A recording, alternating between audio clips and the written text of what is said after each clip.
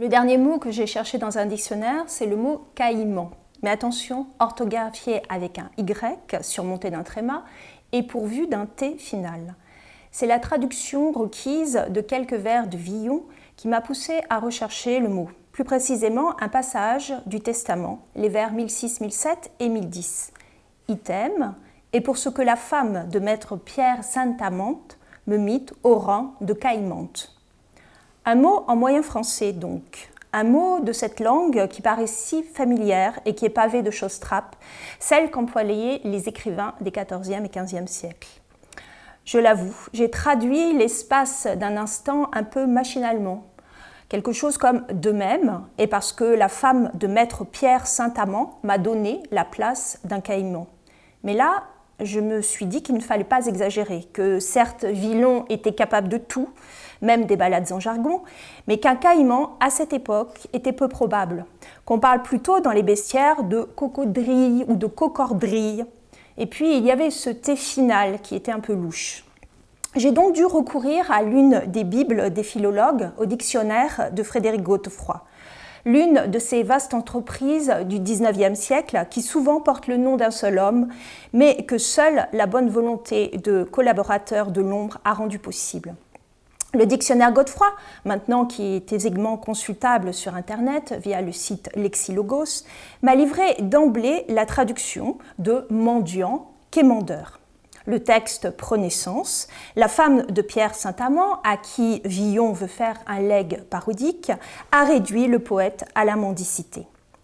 Dans le Godefroy, le mot n'est pas pourvu d'un tréma. On peut donc le lire quémant, même si l'une des graphies relevées, caïman, C-A-H-Y-M-A-N-T,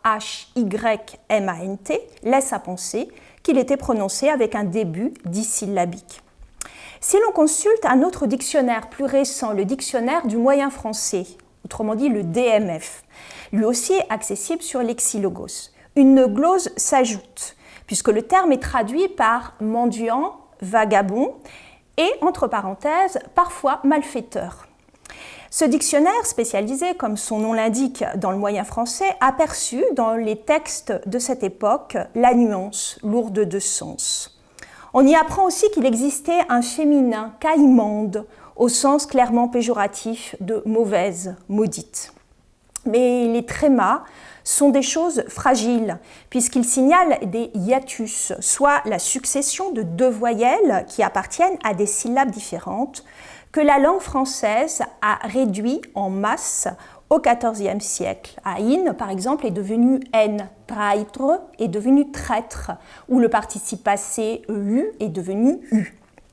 Pendant 2 siècles, donc, la prononciation du mot a dû osciller entre caïmante et quémant, avant que le terme ne disparaisse. Peut-être parce qu'il a été dévoré, qui sait, par son homonyme, le caïman, l'alligator cette fois, qui a été introduit dans notre langue en 1584 au sein d'une traduction par un certain Martin Fumé de l'Historia General de las Indias de Francisco López de Gomara. Le caïman est emprunté à l'espagnol, qui vient quant à lui, soit dit en passant, de l'acayuman, un terme qui désigne le crocodile dans la langue des Caraïbes. De fait, l'étymologie du petit reptile est claire, ce que l'on ne peut pas dire du mot de l'ancienne langue. Les philologues érudits n'en savent rien et en sont réduits à des hypothèses. Certains rattachent même le mot au nom propre caïn.